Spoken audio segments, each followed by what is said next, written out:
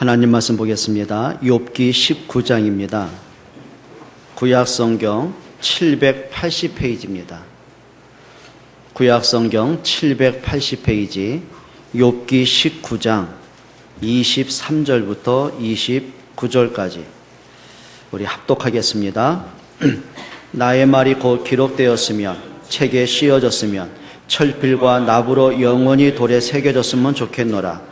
내가 알기에는 나의 대속자가 살아계시니 마침내 그가 땅 위에 서실 것이라. 내 가족이 벗김을 당한 뒤에도 내가 육체 밖에서 하나님을 보리라. 내가 그를 보리니 내 눈으로 그를 보기를 낯선 사람처럼 하지 않을 것이라. 내 마음이 초조하구나. 너희가 만일 이르기를 우리가 그를 어떻게 칠까 하며 또 이르기를 이래 뿌리가 그에게 있다 할진대 너희는 칼을 두려워할지니라. 분노는 칼의 형벌을 부르나니 너희가 심판장이 있는 줄을 알게 되리라. 아멘. 거지 아버지와 아들이 동냥을 하러 가고 있습니다.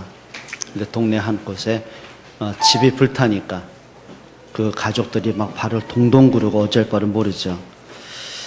그때 아들이 이렇게 말합니다. 아빠, 우린 참 좋다. 불탈 집이 없잖아. 이건 아빠가 하는 말입니다. 그게 네 애비 잘 만난 덕분이다. 그래요. 뭐 거지들은 뭐 불탈 연료도 없고 잃어버릴 재산도 소유할지 모르지만은 글쎄 그 말 속에는 자신의 영적 문제, 인생이 실패하고 있다는 사실 전혀 모르고 사는 게 문제죠. 지난주에 목사인 저도 좀 바보 같은 생각을 좀 이렇게 해봤어요. 하나님, 왜 교회를 세우는 것이 내 집 세우는 겁니까? 진짜 하나님 교회고 성도들이 예배 쳐서고 지역 복음하는 교회인데 좀 수월하게 좀 가게 하시지. 참 어렵네요. 뭐 이제 그렇게 또 한 가지 고민이 하나님, 우리 성도들 그렇게 오랫동안 복음 듣고 말씀 듣고 훈련을 받았는데 왜 영적 상태, 체질, 습관은 안 바뀔까요? 은혜 받았다고 하는데 어느 날 보면 자기 성격대로 가는데 언제 바뀔까요? 그러고 가만히 기도하고 보니까 내 자신이 그렇게 하고 있더라고요. 그러면서 마침 그때가 이제 고린도 후서 1장과 2장을 묵상할 때였습니다. 근데 바울이 고린도 교회 성도들에게 하는 말입니다. 내 안에 눌리는 것이 있다. 내가 전도자고 하나님은 나를 통해서 가는 곳마다 역사와 기적을 이루시는데 나는 사단의 가시가 있다. 내 안에 육체의 가시가 있다.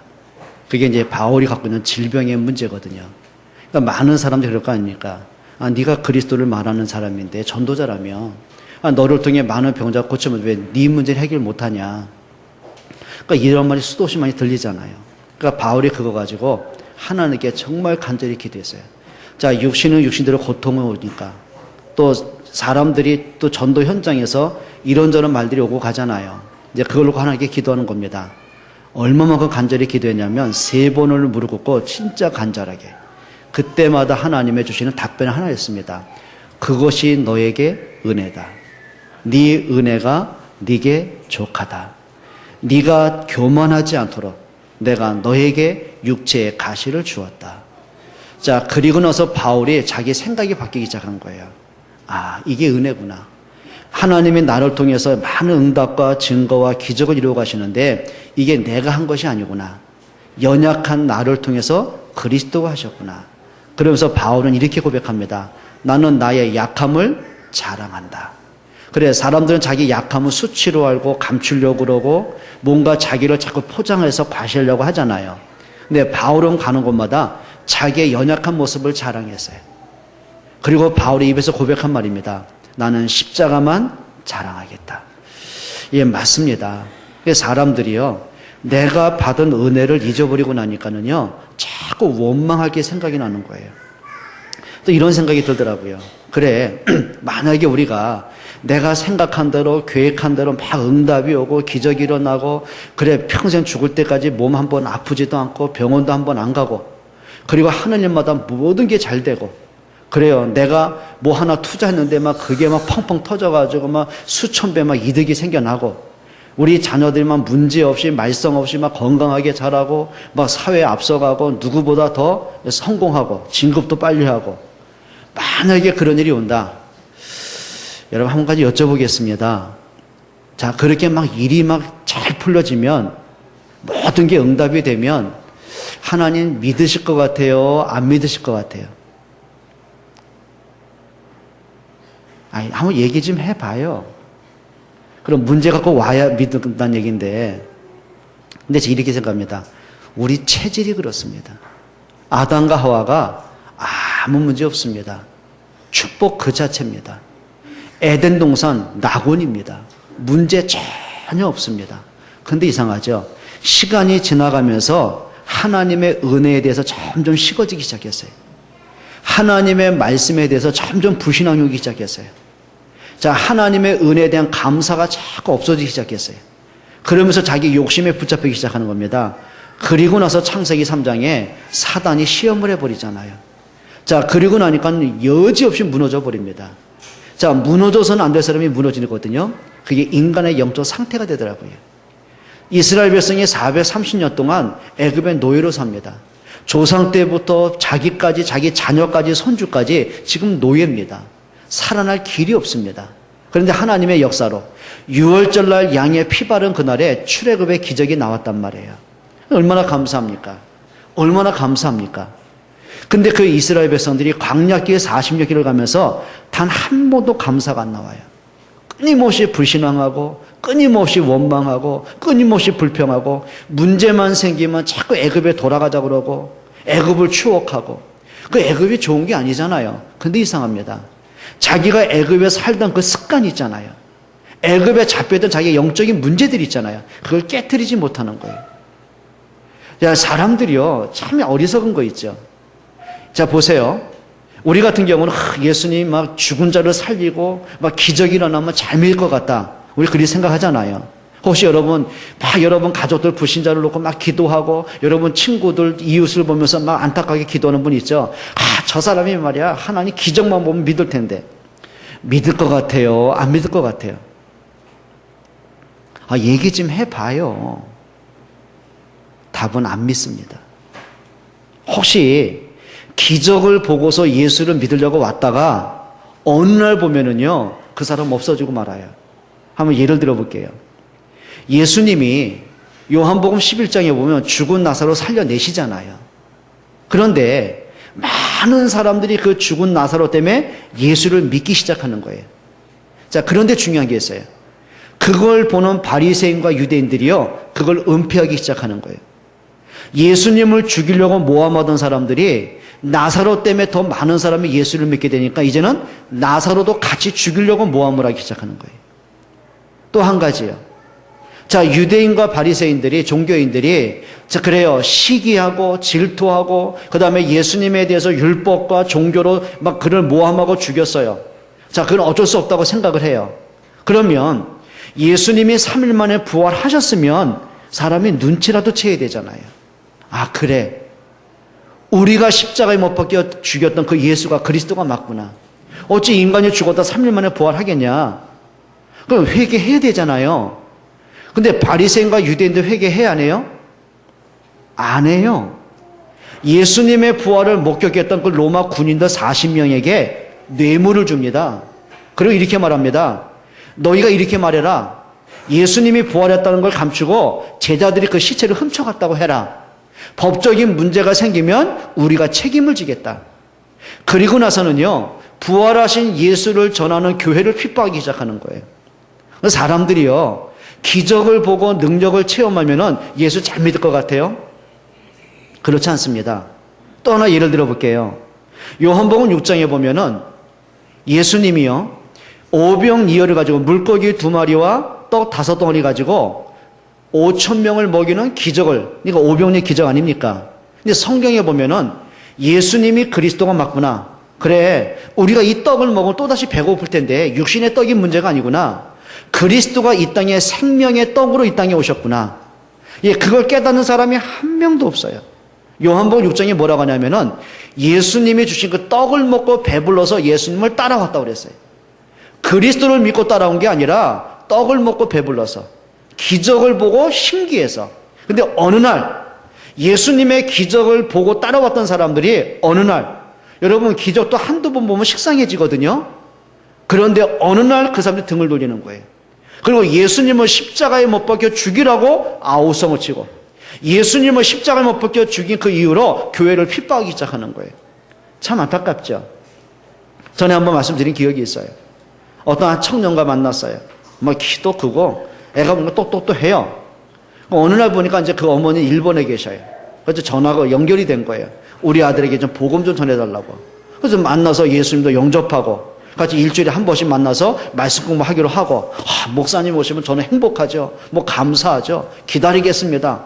그리고 가보면 없어요. 전화하면은 딴 데 와 있다는 거예요. 그러면 다음에 만나자. 그 다음 주에 가면 또 없어요. 전화는 계속 말하면 목사님 걱정 마세요. 저 목사님 염려 안 하셔도 잘 믿을게요. 안 하는 거예요. 그러다가 자기 삼촌이 치킨집을 해요.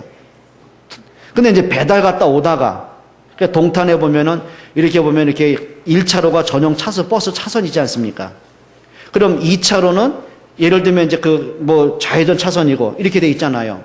그러면 전용 차선 1차로에 다니는 차가 빨간 신호면 서야 되는데 빨간 신호 되면 이제 좌회전 차선이 들어오지 않습니까?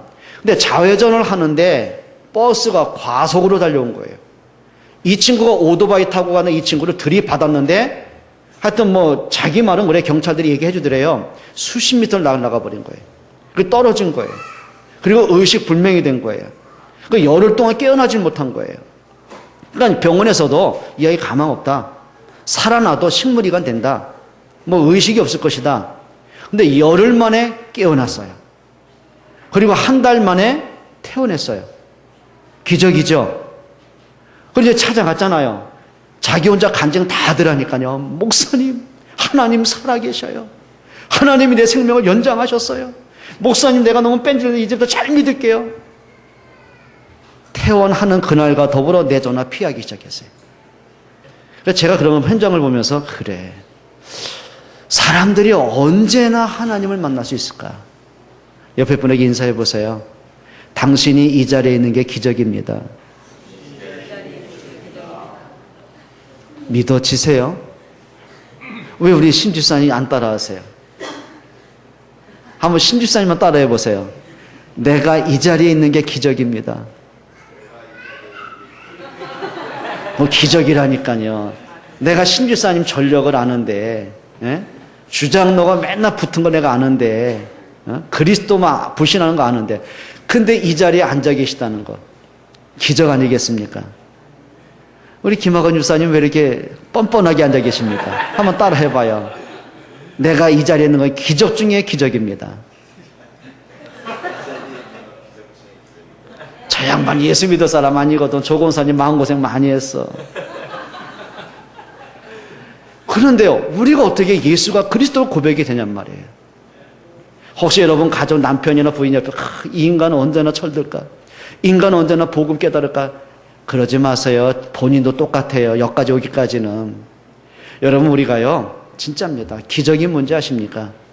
잃었던 돈 찾아내고 없었던 거 찾아내고 죽을 병 고침받고 철없는 자식이 회개하고 그것도 기적입니다. 근데 진짜 기적이 있다니까요. 여러분 마음속에 그리스도가 내게 믿어진다는 것. 그분은 단 한 번도 본 적이 없어요. 근데 믿어진다는 것. 여러분 정말입니다. 이 아침에, 오늘 이 아침에 여러분이 진짜 복음 속으로 깊이 들어오는 가장 행복한 시간 되시기를 주의 이름으로 축원드립니다. 오늘 본문에 보면 욥이요, 응답이 아니에요. 진짜 인간으로는 말할 수 없는 처절한 문제가 찾아오기 시작합니다. 오늘 욥기서 1장에 보게 되면 사단이요, 욥에 대해서 시험을 주기 시작하는 거예요. 자, 욥이 당한 고난이 뭔지 아십니까? 첫 번째입니다. 성경에 보면 욥기 1장입니다. 욥기 1장 14절로 17절에 보면은 제일 먼저 온 게 있습니다. 그게 뭘 것 같아요? 사람에게 가장 민감한 것. 여러분 평생 살아가면서 놓을 수 없는 게 하나 있습니다. 뭐 같아요? 돈이잖아요. 예? 뭐니 해도 머니가 최고잖아요. 자, 그런데 욥이 그냥 잘 사는 정도가 아니라 동방 최고의 갑부였어요. 그 많은 재산들 한순간에 도적대들에 의해서 다 탈취를 당해요. 남아있는 가축들에게 우박과 재난을 통해서 그 가축이 다 죽음을 당해요. 한순간에 가지고 있던 모든 재산이 날아가 버린 거예요. 자, 그걸로 끝나지 않았어요. 두 번째 찾아온 고난이 있습니다. 욥에게는 10명의 자녀들이 있습니다. 근데 이 자녀들이요, 형제간의 생일을 맞게 되면은 다 모여서 축하를 해줍니다. 근데 생일 축하하는 그 자리에 태풍이 불어버렸어요. 얼마나 강하게 돌풍이 불었든지 그 집을 친 겁니다. 집이 무너지면서, 그 지붕이 무너지면서 그 10명의 자녀가 압사가 된 거예요. 한 자리에서 한순간에 10명의 자녀가 죽음을 당한 거예요. 자, 그걸로 끝납니까? 욥에게 머리끝부터 발끝까지 악창이 나기 시작하는 거예요. 여러분, 사람이 부스럼만 하도 얼마나 가렵습니까? 그런데 머리끝부터 발까지 종기가 나고 악창이 나고 피고름이 나고 얼마나 몸이 가려웠던지요, 무너져버린 자기 집의 기와장으로 몸을 푹푹 긁어야 될 만큼. 그걸로 끝났습니까? 자, 마지막 인간에게 있는 자존심, 이게 무너지기 시작하는 겁니다. 제일 먼저 그 누구인지 아십니까? 욥의 와이프가. 이 사람이요, 고난당하고 나면은 진짜 부인이라도 위로하고 힘이 되면 되잖아요. 근데 욥의 아내가 저주를 합니다. 당신이 그래도 하나님을 믿겠냐?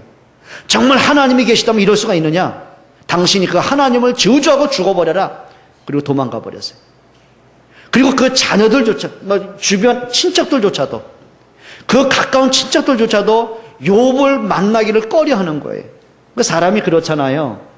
뭔가 내가 잘 살고 여유가 있을 때는요, 손님들 옵니다.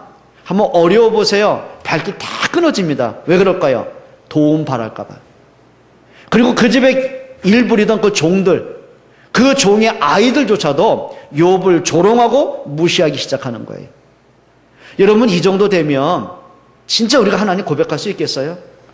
조금만 문제가 생겨도 낙심이 되고 불신앙이 되고 하나님이 있냐 없냐 우리가 불신앙하는데, 내가 구원받은 게 맞냐, 구원까지 흔들리는데, 여러분 같으면 어떤 고백하겠습니까?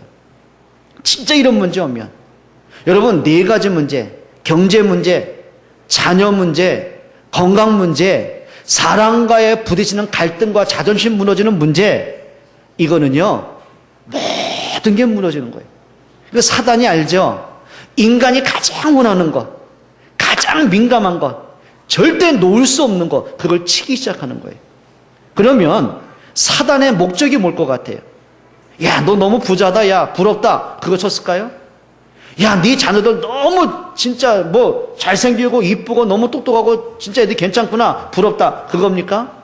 사단이 원하는 건 자녀가 아니고요, 욥의 재산이 아니고요, 사단이 원하는 건 인간관계 갈등 오는 거, 그거 원하는 게 아닙니다. 한 가지 주는 거예요. 너 이래도 하나님 믿겠냐? 네가 이 문제가 와도 진짜 하나님 고백하겠냐? 사단이 원하는 건 그겁니다. 사단이 아담과 하와가 찾아온 목적은 하나입니다. 에덴 동산이 아닙니다. 그 입에서 하나님을 부정하고 하나님을 떠나게 하는 게 목적입니다. 여러분, 진짜 좀 영적인 사실을 확인할 수 있기를 축원합니다. 사단 마귀라는 이름이 뜻이 뭔지 아십니까? 요한복음 8장 44절에 보면 예수님 말씀하셨어요. 속이는 자, 거짓말하는 자, 온갖 거짓말로 속입니다. 야, 네가 하나님이 계시면 이럴 수 있냐? 하나님 부정하게, 하나님 떠나게 자꾸 속입니다.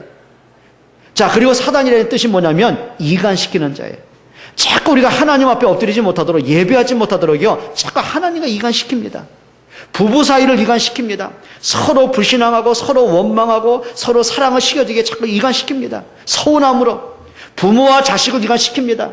형제와 형제를 이간시킵니다. 특히 교회 안에 성도와 성도끼리, 목사와 성도끼리 자꾸 이간시켜요. 여러분, 사단에게 속지 않기를 축원합니다. 자, 그런데 욥이 이 속에서 불신앙으로 안 갑니다. 원망으로 안 갑니다.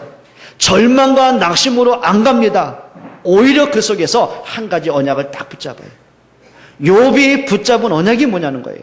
그 속에서 낙심할 만 하잖아요. 절망할 만 하잖아요. 하나님 부인할 만 하잖아요. 그런데 그 속에서 한 가지를 붙잡습니다. 그게 오늘 본문입니다. 욥은 예수님 태어나기 이전 3000년 전의 사람입니다. 구약시대 사람이에요. 예수님을 본 적도 없고 예수님이 오시기 전의 사람이에요. 근데 그 욥이 한 가지 언약을 붙잡습니다. 오늘 25절 한번 보세요. 19장 25절입니다. 같이 읽습니다. 내가 알기에는 나의 대속자가 살아계시니 마침내 그가 땅 위에 서실 것이라. 분명한 그리스도의 비밀을 알고 있었어요. 하나님의 약속하신 그리스도에 대한 언약을 분명히 알고 있었어요. 창세기 3장 15절에 여자의 후손으로 오실 그 주인공 그리스도를 알고 있었어요. 창세기 6장에 방주만이 구원이듯이 그 주인공인 그리스도를 알고 있었어요. 430년 동안의 그 저주에서 해방시키신 피의 언약이 있잖아요.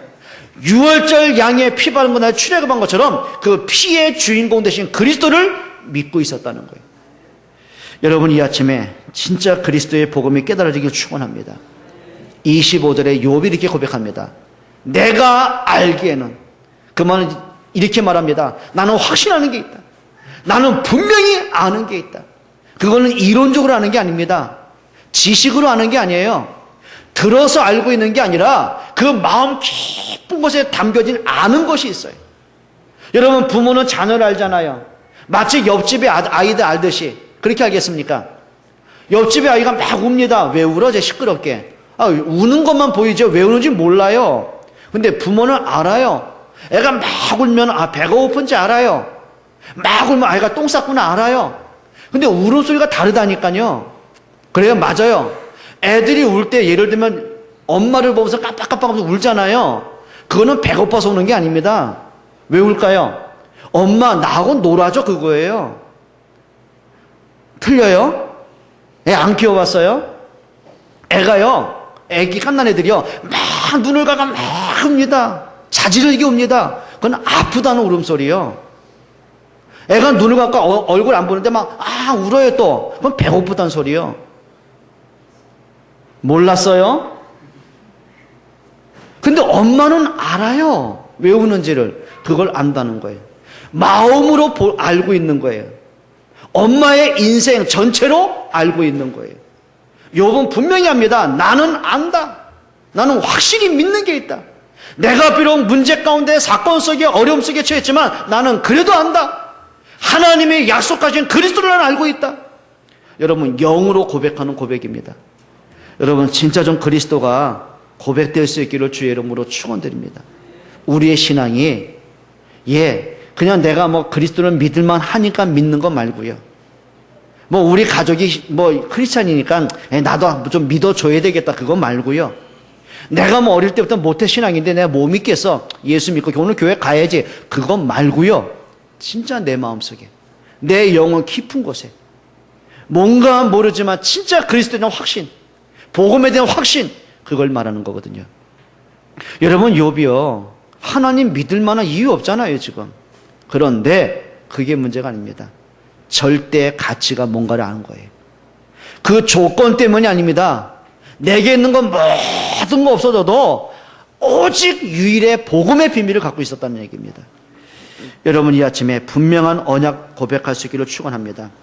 예수가 그리스도라는 확신의 고백들입니다. 여러분, 종교적인 것 말고요, 생명의 고백이 되길 바랍니다. 욥이 아는 게 뭔지 아십니까? 그리스도의 부활에 대한 신앙 고백을 알고 있어요. 오늘 성경 다시 한번 읽어볼게요. 19장 26절입니다. 이렇게 말하죠. 내 가죽이 벗김을 당한 뒤에도 내가 육체 밖에서 하나님을 보리다. 내 가죽이 벗김을 당했다. 이건 뭔 말일까요? 이게 뭐냐면 영과 육의 분리를 얘기하는 거예요. 육신은 언젠간 늙잖아요. 병들잖아요. 죽잖아요. 그럼 인간은 죽음이란 것은 뭐냐면 영이 분리됐다는 말이에요. 그러면 언젠가 나는 죽을 것이다. 내가 오늘 이렇게 병들어 죽게 됐던 언젠간 죽음이 나에게 올 것이다. 그럼 내가 죽음 이후에 내가 육체 밖에서 하나님을 볼 것이다. 육신은 죽어서 썩을지라도 그 영은 내가 하나님 앞에 설 것이다. 무슨 얘기죠? 부활에 대한 확신이 있었어요. 예수 그리스도의 십자가의 능력과 그리스도의 부활에 대한 분명한 확신이 있었어요. 그게 욥의 신앙 고백입니다. 여러분, 종교가 말하는 그런 고백 말고요, 여러분 마음에서 이런 믿음의 고백이 되시기를 주의 이름으로 축원드립니다. 진짜 그리스도, 복음의 능력, 체험하셨으면 좋겠어요. 옆에 분에게 인사하세요. 복음의 능력을 체험합시다. 뭘 체험하실래요? 진짜 체험하고 싶은 게 뭐야? 혹시 이런 거 아닙니까? 하나님이 경제의 축복 주셨으면 그것도 체험하세요. 이놈의 아픔 병든 건강 좀 찾았으면 그것도 체험하세요. 진짜 체험할 게 뭔지 아십니까? 아무것도 내게 안 와도, 내가 원하는 거 하나도 내게 없을지라도 오직 그리스도만으로 행복한 체험할 수 있기를 축원합니다. 그게 전부 다입니다. 그 결과로 오는 몸들이 있죠. 욥이 체험한 게 뭔지 아십니까? 1장 20절 한번 가봅시다. 욥기서 1장 20절입니다. 같이 한번 읽어봅니다. 같이 읽겠습니다. 시작. 욥이 일어나 겉옷을 찢고 머리털을 밀고 땅에 엎드려 뭐하니라? 예배하며. 지금 여러분 같으면 예배할 수 있겠어요? 하다못해 오늘 주일날 아침에 교회 올렸는데 배가 살살 아파요. 교회 올만 믿겠어요? 교회 오려고 하는데 부부 싸움이 좀 벌어졌어요. 말다툼이 있어요. 교회 올 기분 있겠어요? 에? 얘기 좀 해봐요. 있겠어요? 주일은 주일인데 예배는 가야 되겠는데 기분 좀 꿀꿀해. 좀 언짢아. 마음이 좀 안 좋아. 교회 올만 믿겠어요? 근데 욥은 그 정도가 아니라니까요. 지금 욥의 눈앞에서 모든 재산 날아가 버렸어요. 지금 욥이 보는 그 눈앞에서 자기 자녀 10명이 압사돼 죽어 있어요. 그 시체 더미를 보고 있는 거예요. 욥이 지금 병든 정도가 아니라 머리끝부터 발까지 악창이 걸려가지고 고통이 찾아온 겁니다. 그런 속에서 욥이 뭐 했다고요? 머리털을 밀었어요. 그 말은 이 표현이 뭐냐면 회개의 의미를 얘기하는 거예요. 내가 죄를 많이 해서 그랬구나, 그게 아니라 내가 하나님 앞에 뭘 붙잡을 거냐, 진짜 다른 생각 안 하고 하나님 앞에 엎드리는 걸 얘기하는 거예요. 그리고 하는 말입니다. 욥이 엎드려 여호와께 예배하며. 여러분 뭐 했다는 얘기죠? 언약서 들어갔다는 얘기예요. 여러분 예배는요 생명 걸고 하시기를 축원합니다. 예배는 분위기 따라가지 마세요. 예배는 여론 따라, 여러분 기분 따라, 조건 따라가지 마세요. 여러분 예배는 생명 거셔야 돼요. 예배는 삶의 우선순위가 되셔야 돼요. 조건 때문이 아닙니다. 하나님 앞에서는 응답받기를 축원합니다. 진짜 은혜 중에 은혜가 뭔지 아십니까? 예배 중에 주시는 말씀을 내가 붙잡고 한 주간 동안 기도 속으로 들어가는 것, 그게 은혜입니다. 여러분 말씀 잡기를 축원합니다. 욥이 붙잡은 게 있어요. 뭔지 아세요? 21절입니다. 욥기 1장 21절 한번 읽어볼게요. 이르되 내가 모태에서 알몸으로 나와 싸운즉 또한 알몸이 그리로 돌아가올지라. 주신 이도 누구시요? 주신 이도 여호와시요 거두신 이도 여호와시오니 여호와의 이름이 찬송을 받으실지이다. 뭘 고백해요? 그래, 내가 올 때 뭘 갖고 왔냐? 알몸으로 오지 않았느냐? 그럼 내가 갈 때 빈몸으로 하는 거 당연한 거 아니냐? 그래, 이걸 주신, 자녀를 주신 분도, 내게 경제와 건강을 오늘까지 나에게 축복을 하신 분도 여호와가 아니냐? 그럼 하나님의 시간표에 따라 거두어 가신다면 그게 하나님의 주권 아니냐? 뭘 고백한 거예요? 하나님의 주권을 고백을 해요. 그리고 뭐 했어요? 여호와께 찬송을 드립니다. 이 아침에 저도 그렇고 여러분도 그렇고 하나님 앞에 이 절대 주권을 향한 믿음 고백하기로 축원합니다. 이제는요 조금만 문제 왔을 때요 속지 마세요. 조금 문제 왔을 때 뭐 그게 건강이든 자녀든 경제든 그것 때문에 낙심하지 말고요, 불신앙하지 말고요, 원망으로 가지 말고요, 믿음으로 가세요. 그래, 이 문제를 주신 하나님의 계획은 뭐냐? 욥이 지금 그거 붙잡은 겁니다. 무조건 회개했다, 잘못했다, 그게 아니고요, 이 문제 속에 하나님의 진짜 계획은 뭐냐? 그래, 내가 갱신할 시간표냐? 내가 잃어버린 언약을 회복할 시간표냐? 내가 진짜 하나님의 주권 앞에 무릎 꿇을 시간표냐? 하나님의 시간표는 뭘까? 한번 찾아보세요. 문제 때문이 아니라 그 문제 속에 있는 진짜 하나님의 계획을 한번 찾아보세요. 응답받기를 바랍니다. 애가 웁니다. 그럼 엄마 귀에는 그게 시끄럽게 들립니까? 시끄러, 조용히 해. 그러겠습니까? 왜 어디가 아파? 배고파? 똥 쌌어? 이 엄마의 관심이 글고 가는 애 울음소리가 아니고 시끄러운 게 아니고 애가 필요한 걸 찾아가는 거예요.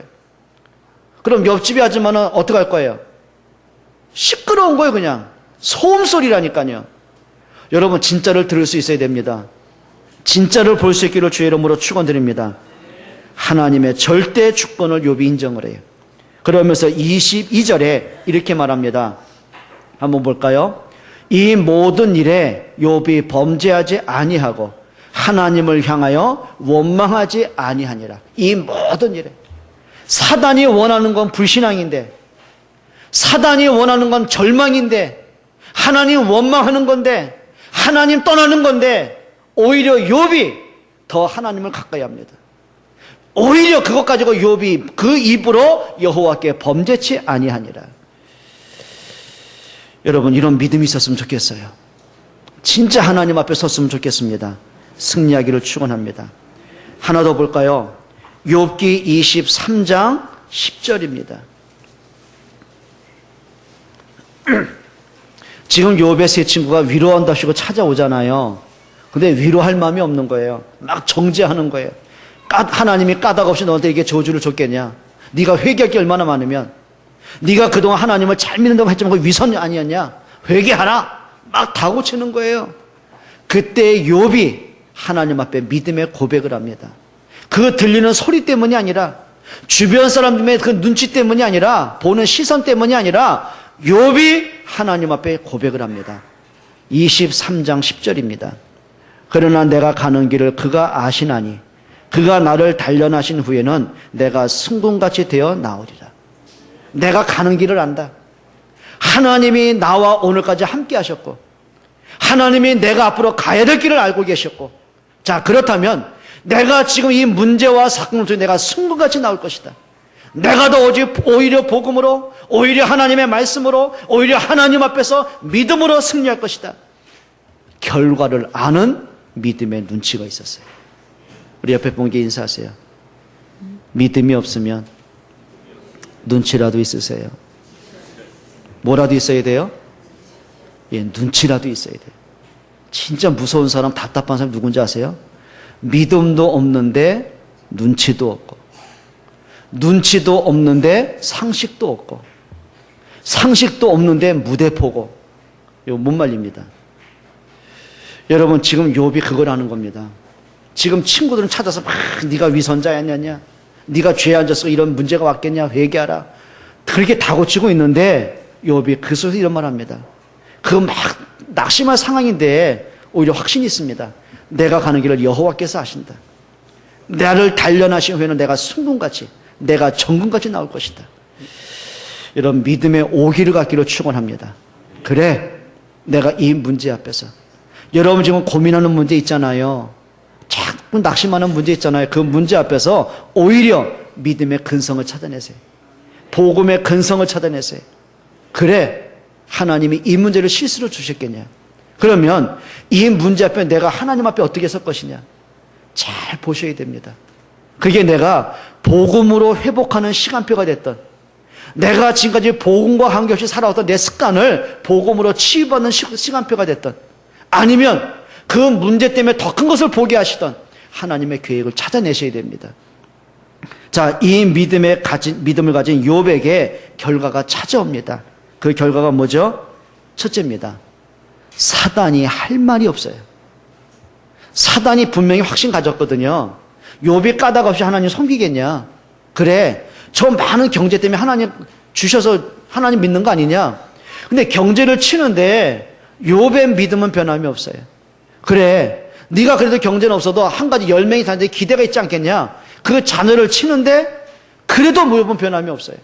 그래, 네가 건강하니까 그나마 버틴 거겠지. 건강을 치는데 역시 변함은 없어요. 그래, 네가 마지막 자존심, 네 가족들, 친척들, 네 주변 사람들이 너를 괴롭히면 네가 견디겠냐? 마지막 자존심 건들거든요. 그런데 욥은 하나님 앞에 변함없어요. 하나님의 주권을 고백을 해요. 자, 더 이상 사단이요 할 말 없습니다. 성경은 뭐라고 하는지 아십니까? 사단이 소리 없이 무너지기 시작하는 거예요. 여러분 이렇게 하세요. 따라합시다. 사단을 실망시키자. 사단에게 쓸데없이 기대를 주지 말자. 여러분, 사단에게 기대 주면 안 돼요. 사단이 기대하는 게 있습니다. 그래, 저 박장로는 어느 부분 건들면 저 넘어진다 저거. 알아요. 맞죠? 맞아요, 안 맞아요? 지난주 보니까 인상이 좀 그러셨어. 안 그러셨나? 압니다. 네 가지라니까요. 없어요. 그래, 이 사람은 돈 문제 갖고 치면 안 돼, 이거. 얘 가장 민감하니까. 가장, 우리가 복음의 생명 걸었다 아무리 말해도요, 여러분 돈 없어 보세요. 원래 본성 나옵니다. 누구만 만나나 예수고 나발이고 없습니다. 지난번에 어떤 친구로 그러더라니까요. 여러분 경제 문제 와보세요. 하나님이 계시면 이럴 수 있냐고. 목사도요, 사모도요, 관계없습니다. 제일 예민한 거 그겁니다. 우리가 그리스도 이름 앞에, 교회 앞에 생명 걸었다가 아무리 떠들어도요, 돈에 생명한 겁니다. 그죠? 근데 그 문제 와버린 거예요. 여러분, 진짜 사람이 평생 놓을 수 없는 게 뭔지 아십니까? 자녀 문제입니다. 그것만큼 사람에게요, 큰 거 없다니까요. 자, 그런데 사단이 뭘 건드려도요, 욥이 한 가지 붙잡은 거예요. 문제가 오면 올수록 하나님 앞에 서는 거예요. 문제가 오면 올수록 언약 잡는 거예요. 문제가 오면 올수록 하나님의 주권을 고백하는 거예요. 여러분, 사단이요, 할 말 있겠습니까? 여러분, 사단을 실망시키길 축원합니다. 그리고요, 두 번째 온 게 있죠. 하나님의 축복할 수밖에 없는 믿음의 사람이. 그런 사람 있잖아요. 축복을 줘야 될 사람이 있고 줄 수밖에 없는 사람들이 있어요. 오늘 성경 한번 읽어보겠습니다. 욥기 42장 10절입니다.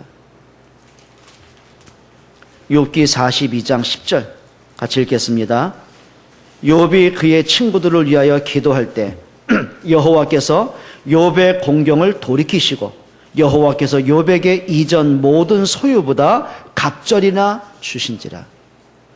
뭐 세상 말로 이 정도면 괜찮은 장사 아니에요? 예? 이러면 괜찮잖아요. 그래, 많은 문제 올 때는 그 순간순간은 고난이고 문제고 사건이고 진짜 견딜 수 없을 것 같고 숨통 막힐까는 많은 문제 같은데 지나고 보니까 이게 응답이었구나. 그래요. 요셉이 애굽의 노예로 팔려간 그것 때문에 결국은 총리가 되는 길이 됐어요. 그럼 세상 말로 그 정도면 됐잖아요. 여러분, 사람들이요, 순간 눈앞에 있는 이익 따라가지 멀리 못 보더라고요. 여러분, 믿음의 눈으로 보시기를 축원합니다. 욥이 갑절의 축복을 받았다 그 말이 아닙니다. 전에 있었던 그 재산보다 갑절이 왔다 그게 문제 아니라니까요. 전에 있었던 자녀들보다 더 똑똑하고 더 현명하고 더 괜찮고 더 믿음 좋고 더 훌륭하고 그게 문제가 아니고 욥이 축복이 와서가 아니라 축복 받을 수밖에 없는 믿음의 그릇이 있었어요. 여러분, 이 믿음의 그릇 준비하시기로 축원합니다. 우리가 부자가 되는 거 따라가지 마세요. 부자가 될 수 있는 사람이 되세요. 여러분, 우리 학생들 성공하려고 막 따라가지 마세요. 성공할 수 있는 준비하세요. 맞습니까? 우리는 맨날 그 기도하잖아요. 하나님 숨은 경제, 세계모 경제. 그 기도하지 말고요. 진짜입니다. 하나님이 축복할 수 있는 경제 그릇 준비하세요. 승리하기 바랍니다. 이제 우리 축복 받아야 됩니다. 그렇죠? 우리가 복음 때문에 축복 받으셔야 돼요. 지역을 살리는 대표적인 교회 세우려면 응답 받으셔야 돼요. 여러분 자녀를, 우리 렘넌트를 후원하려면 경제 축복 받으셔야 됩니다. 여러분 축복받는 여러분 되시기를 축원합니다. 자, 그리고 뭐라 그랬죠? 사실적인 믿음의 고백을 합니다. 욥기 42장 5절 한번 보세요. 욥의 고백이죠. 5절 보세요. 내가 주께 대하여 귀로 듣기만 하였사오나 이제는 눈으로 주를 배움나이다. 무슨 고백이죠? 그래, 내가 이전에는 성경을 가지고 그리스도를 알았어요. 내가 이제는 부모를 통해서 선지자를 통해서 하나님에 대해서 메시지를 두고 알았어요. 근데 욥의 고백입니다. 이제 내가 많은 사건을 통해서 많은 고난을 통과하면서 이제 내가 귀로 아니라 눈으로 하나님을 보았습니다. 영적인 비밀을 체험하기 시작했어요. 여러분, 이런 믿음의 좀 그릇이 됐으면 좋겠습니다. 옆에 분에게 우리 인사하세요. 믿음의 사람이 됩시다. 예, 변질되지 맙시다. 하나님 앞에 섭시다. 여러분, 그런 믿음의 주인공 되시기를 축원합니다. 기도하겠습니다. 하나님께 감사를 드립니다. 이론의 신앙이 아니고 감정신앙, 종교신앙이 아니라 그리스도 되심을 고백하는 믿음의 고백이 되길 원합니다. 우리의 영으로, 우리의 마음으로, 삶의 전체로 그리스도가 고백되고 체험되고 누려지기를 원합니다. 우리에게는 불신앙의 끈들, 염려와 내 기준들을 내려놓게 하시고 하나님의 말씀 앞에 설 수 있도록 은혜 베풀어 주옵소서. 정말 하나님의 축복할 수밖에 없는 믿음의 그릇을 준비하게 하옵소서. 예수 그리스도의 이름으로 기도합니다. 아멘.